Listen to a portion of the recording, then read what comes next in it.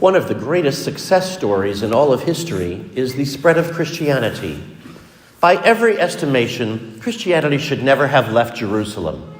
When you think about it, here we had 12 uneducated men with no game plan, no modern means of communication, simply going out because Jesus told them to make disciples of all the nations, and thinking that the 12 of them were just going to go out and talk to people about Jesus and win the world over to him.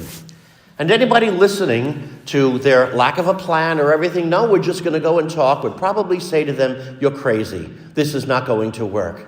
And especially since at the beginning they faced such violent opposition, even persecution. The Jewish authorities who were persecuting them, trying to arrest them.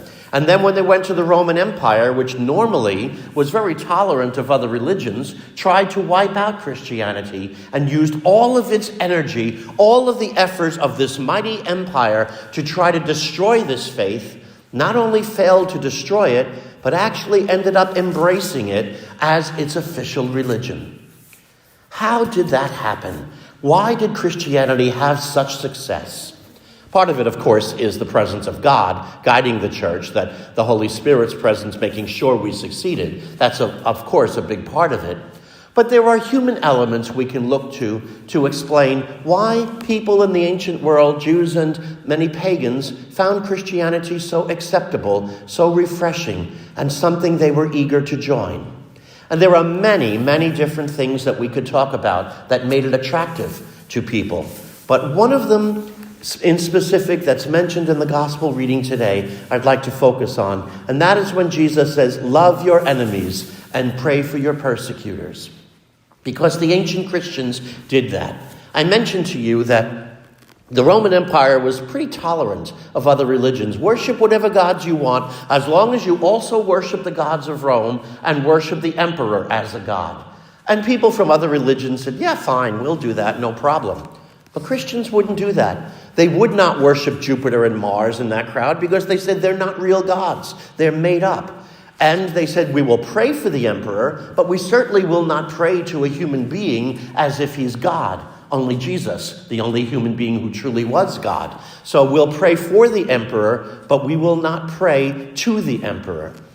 And many in the establishment of Rome were very much threatened by that. And whenever something bad happened, they right away assumed the gods were angry because the Christians weren't worshiping them. So the saying went out, if the Tiber does not reach the walls, if the Nile does not reach the fields, if there's a famine, if there's an earthquake, if there's a plague, if there's a drought, the cry is the same, the Christian to the lions. And every time there was a natural disaster, Christians were rounded up and made to suffer because they would not worship the gods of Rome. And suffer they did. And they were put to death in horrible ways, being fed to lions in arenas, crucified, burned at the stake, combinations of that, some of them both being crucified and set afire at the same time. Horrible persecution set upon the Christians to try to punish them for not worshiping the gods of Rome. And yet, through it all, many of the Christians went to their deaths praying, singing hymns to God, and giving him praise, even though they were suffering violently. And that made many people look at the Christians and say, what is it about this faith? Nobody was willing to die for Mars or Jupiter or anybody in that crowd. But they saw Christians dying for Jesus, and they looked at it more carefully. And they took a second glance at it and said, maybe we've dismissed this faith too quickly. And one specific instance where one of those things happened, there was a drought or something like that. There was a plague going on. And a lot of people were dying from whatever the sickness was.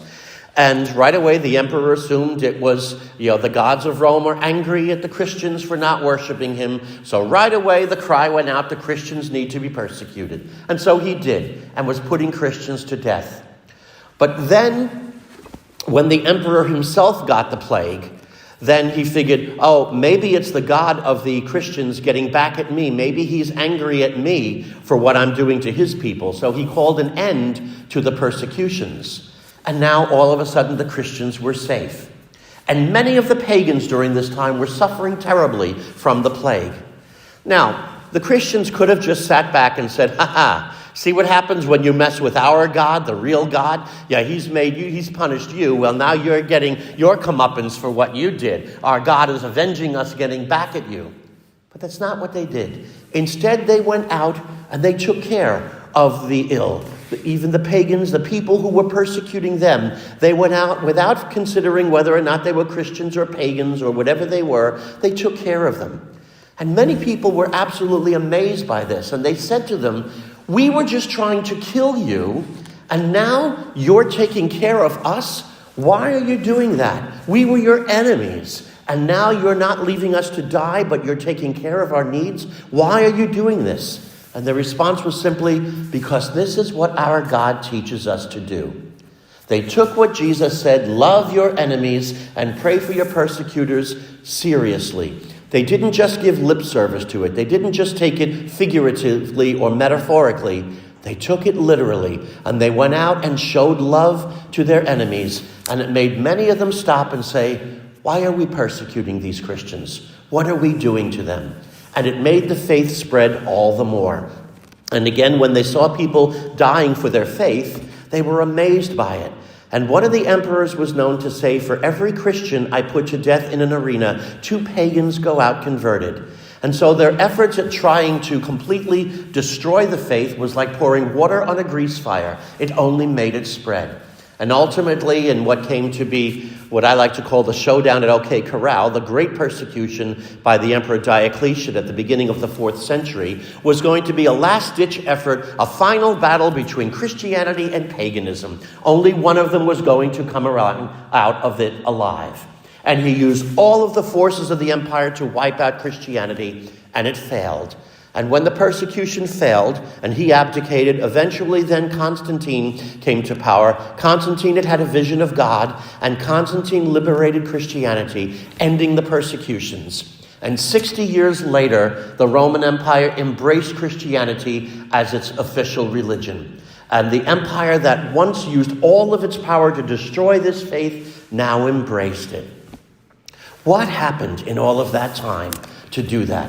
What we talked about, Christians taking Jesus seriously. It was all of that. It was all the fact that they didn't just give lip service to the gospel, that they didn't just tell the Lord they loved him, but they actually lived the way Jesus told them to live and lived out all of these difficult teachings as we hear in the gospel reading today, loving our enemies, praying for our persecutors. They did it, and they won over the Roman Empire. And our world today, does it not seem so much in line with what happened back then? There were so many parallels between the ancient pagan Roman world and our world today. The days of Christendom, when everybody obeyed and followed Jesus, are over. They do not exist anymore in Europe and the New World. And while Christians are still here, we are still very much fighting a mentality in the world that is completely contradictory to what everything Jesus teaches us. And sometimes it becomes even difficult for us. And we wonder, why are people leaving the church? Why are only 25% of Catholics coming to church on Sunday? Why, and among the Protestant mainline denominations, and Jews and Muslims are having the same problem, why is it that they're even worse off than we are? Why have people left the church when even people say, 80% of people say they believe in God and are spiritual and want a relationship with him, but reject organized religion? Why do they do that? Some of it is because they see hypocrisy in the leadership and in the lives of Christians. And while sometimes that's an excuse they can use just to give themselves a reason not to come, other times they are spot on. Because we can be hypocritical. We say one thing and we act another, and we don't live out the faith as we know we should. And people see right through that, and they say, yeah, you say you love the poor, you say you love people, but you love selectively. You only love certain people, only the people that is politically correct to love. You don't love everyone. You love the poor, but you don't love the rich. You love the criminal, but you don't seem to love the just. You have very selective love and the people that you care about. And, of course, seeing religious leaders and others committing sins. And, of course, we're always going to commit sins because religious leaders are human beings in need of salvation like anyone else. But all those things together have kind of disillusioned a lot of people. And so they have left. What will bring them back? I'm convinced it's a restoration of them seeing in us as Christians, clergy as well as laity, people who are not hypocrites, but people who are truly following Jesus and living out literally what he tells us to do. Loving our persecutors, praying for those who are our enemies, doing good to those who wrong us, and living the life that Christ tells us to live, not just paying lip service to it, not just claiming we love Jesus, but following him. And it will mean for us living completely counterculturally, not following the vibes and everything that the world says we should do. As sadly, there are even many in Christianity screaming that the church has to get with the program and be relevant to everybody else so that this way we'll fit in with them. But we may fit in with them, but then we're not bringing them to Christ. We will not be converting them.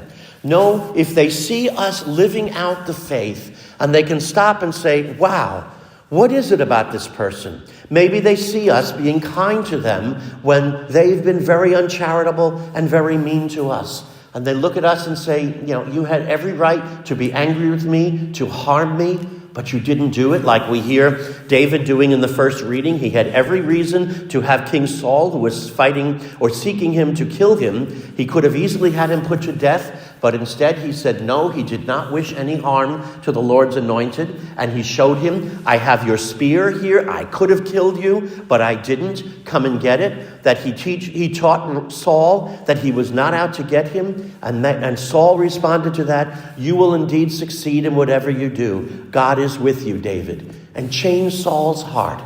And the same thing will happen with us when they see that we don't follow everything else in the world, but we live to the beat of a different drummer. We are examples in the world. We are lights, the light of Christ in a world of darkness, not screaming for everybody to acknowledge everything everyone wants, but live only following Christ. And even in the difficult moments, and sometimes even in our personal struggles with illnesses, with the death of a loved one, with tragedies that we have, and other people who might just get angry and give up and see us nevertheless taking it in stride and praying and being strong. And they might look at us and say, if that had happened to me, I would have collapsed. But look at you. You're still strong. You're still joyful. How do you do that? And not be ashamed or embarrassed to tell them, it's my faith in Christ. It's what he does for me. Jesus strengthens me during those difficult times. And when they see the difference in our lives, that we're living not by what the world says, but by a completely different way of seeing and living life, the way of the gospel, when they see that Christianity works, because we're examples of Christianity at work in our lives and in the way we positively affect others around us, maybe they will stop and look again and say, maybe I misjudged this church. Maybe I let the hypocrisy of some people blind me to the truth of Christ. And maybe I should reconsider. Maybe I should come back to the church and not let the sins of other people keep me from the Lord and his sacraments and all the grace and all the wonderful things he can do for me.